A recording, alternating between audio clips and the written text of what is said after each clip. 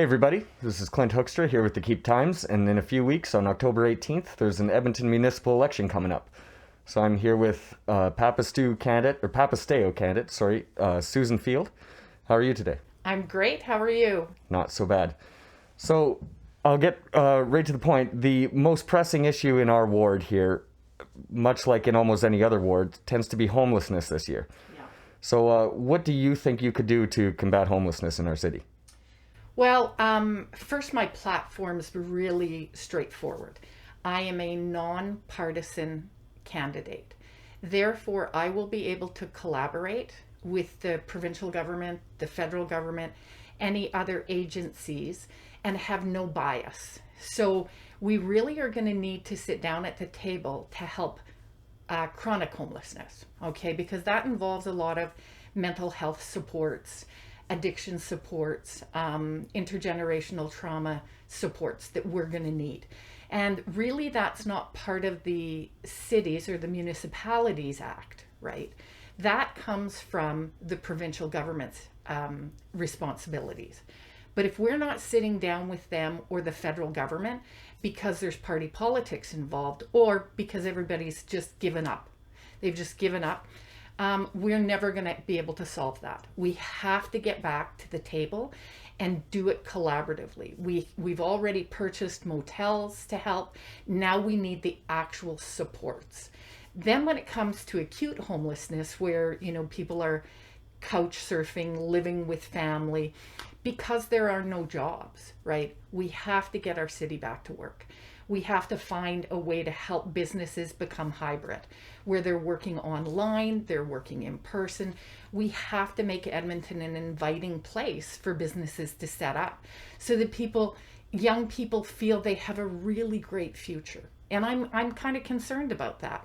I've got 3 kids and I want them to have the same excitement I did when I came out of university for the future, right? It doesn't mean we're going to have the same jobs we had 5 years ago, but if we're going to help homelessness, we've got to look at both the chronic and the acute. The chronic, we have to partner and be collaborative. The acute, we have to bring businesses in to get people back to work. Mm-hmm. And regarding chronic homelessness, many cities around North America over the last year or two have taken many different versions of a response to homeless camps set up en masse. Mm-hmm. What do you think if another homeless camp is to catalyze in Edmonton would be the city's best response to it? Well, the city definitely has to support those people. We've purchased those 4 motels. That'll help. We do have to point out to the provincial government that these people need help. And maybe out of sight, out of mind is not the best approach. Maybe we should work with those camps to put them in very visible spots like the legislature ground, so that people will see that they need this help. They'll see that these are people just like everybody else. And I just can't believe that we keep everybody hidden in a river valley or a ravine. Let's bring everybody out so we can get that support from the provincial and the federal government. Cool. And so your mask says every child matters. You're a supporter of Indigenous rights, I imagine. Definitely. So what do you think the city of Edmonton can do for Indigenous folks? Well, it's all fine and dandy to have this treaty acknowledgement, right? But that's not action. We have to start with action. There's so many things the city can do. We have all these people that work in co-ops or internships with the city of Edmonton, right?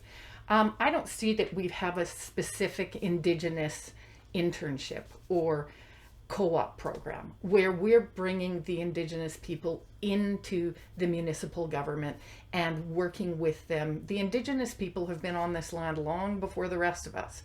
And I come from like many white people, from a group of settlers, right? And the only way we're going to repair that is we have to be sitting down with them at the table. My family hired Indigenous people from the first job my dad ever took. He partnered with the Alexis Nation, people of the Alexis Nation. So that's been a big part of our life. And they need supports in a way we never realized because they never talked about it. And now they're talking about it and they're asking for help, and we need to give it to them now. We've got to quit like patting everybody on the head and saying, oh yeah, we'll get to it. No, we have to do it now. So I would want to sit down with the community and see what's the first thing we can do. I want to get them into city positions where they're, again, not out of sight, out of mind. Get them involved with our community and figure out how we're going to change the intergenerational trauma for the future. Fair enough. And so would you agree with a lot of the other candidates in that a lot of this information is just stuff that has yet to be implemented that's in the TRC? Oh, it hasn't been implemented. We have to take action on it. Whatever we can through the Municipalities Act, we should be doing. Whatever we can lobby through our collaborative networks, that's the other part of not being part of a party, is that I can also help the Indigenous people when I am meeting with the federal government and the provincial government. I can ask those questions. So how are you collaborating with our Indigenous people? And the questions have to be asked, and then the actions have to take place.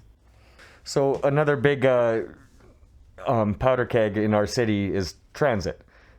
So what do you think should be the city's current priority, or top priority at least, regarding transit? Okay, first, transit has to be a top priority soon as the election is over. We decimated transit in April by starting on demand.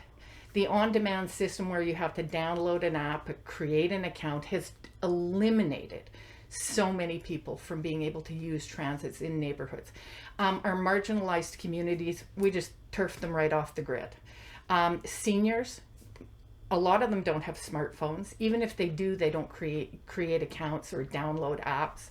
We have many of our essential service workers are people that use the bus constantly, and now they're walking a half hour on one end, a half hour on the other. Transit's an absolute disaster. I think we need to remember that in the future, transit is going to have to be multifaceted. We have to stop this one size fits all. Okay, we're going to get rid of neighborhood buses and we're going to put it on demand. It didn't work. It's just been a complete failure. Maybe we need some on-demand buses. Maybe half of those contracted, because it's a contract, right? Contracted buses could be put back on routes where they actually accept cash, accept a bus ticket. You can show your transit pass. Currently, you can walk up to one of those buses. You can't even get it to move, right?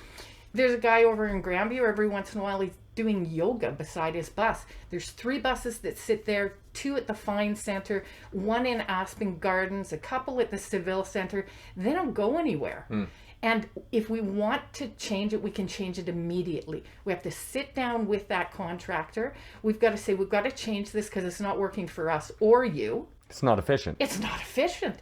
It's not efficient. And it has eliminated the people that need transit most. And I think that if we look at a multifaceted approach for the future, we will start to incorporate people that didn't use transit before. You can't go from north to south on the east end or the west end of the city. You can't go from east to west on the north end or the south end of the city. All you seem to be able to do is go right to the core. Before COVID, I think it was 30% of our workforce worked in downtown, right?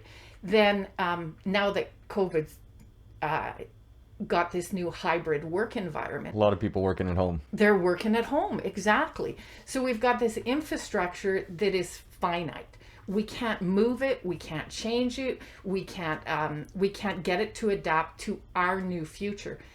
The work environment is changing so rapidly. My daughter is an environmental engineer. The jobs that she can apply for today didn't even exist 5 years ago. We have to remember that with transit. We're also looking at a very strong coal-based infrastructure with LRT, right?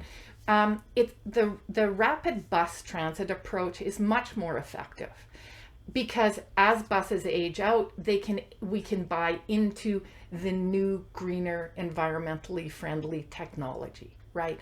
They age out quite quickly. we drive them all over the place, right?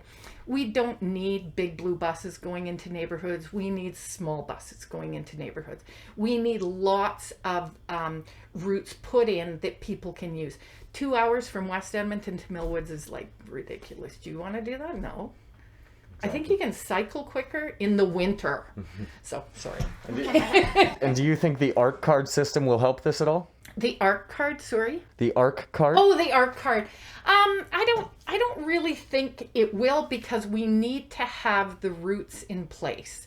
That doesn't really change the routes, right? And so to me, we don't have the infrastructure for transit to even help, right? So to me, that's a big deal. Like I would start with the routes right away. And how do you feel about the new train lines? Well, I understand we get payment to help build the infrastructure, right? The problem with that is still we're looking at a finite system with a coal-based technology, right? And I think that I don't think that that's the best approach in the future. The city auditor said we're spending far too much of our infrastructure money on LRT lines, right? And I just think that that's a huge waste, frankly. I think any driver in central Edmonton probably agrees with you. Oh, exactly. Yeah. And I was at the 111th Street and 51st Avenue 2 weeks ago. I pulled up, it was 9 o'clock on a Sunday night, 18 minutes. I picked up the phone 311. I thought it was broken, because nothing can be 18 minutes. Like, I can drive from my house downtown in 18 minutes from the south side. And I phoned 311, and of course it's closed. So who do you phone when the LRT line is down at 9 o'clock on a Sunday night? You can't phone anybody. What, phone 911? Well, luckily, within a few minutes, the arms opened and we were all free at last. So, yeah. Interesting. So also in this ward, obviously a large percentage of the university students in the city live around here. Yeah. Do you have a message to them? Yep. C's or degrees. And what does that mean to you? So when you're at when you come out of high school to get into university, you have to have significant marks to get into university. Then you get in there and you're in university with people that were very academic, and they're all so used to performing at that level. You can keep, as a university student, performing at that level for the one and only degree you might get in your life. And if you do that, you may miss the most exciting parts of university. So always recognize that you want to have a life and a degree at the end. Now, if you're undergrad and you're going somewhere else, of course you've got to focus to get that high average. Especially if you're in medicine or... Medicine, if you want to go into law, that was the way it was for my oldest son, right? But my daughter knew she was going to go into engineering, and I wanted her, and I recommend this to all university students, experience university. Get involved in different politics, lots of different politics, not just one. Join clubs, meet people from all over the world. This is your one chance to do that. So remember that when you're there, sometimes getting 4.0 and coming out of university without having that life experience, that might not be as beneficial as getting that experience. The best part of my university degree was that. My dad was the first person to go to university in the family. He still talks about model parliament with Joe Clark and Grant Notley and Ray Natishan. He also talks fondly of losing a debate to Joe Clark. Oh, wow. Him and Grant Notley became lifelong friends. You know, so, and he stayed in touch with all of those people from university. That's the part I worry about with the competitive nature today, that people don't actually get to experience the best part of university. Yeah.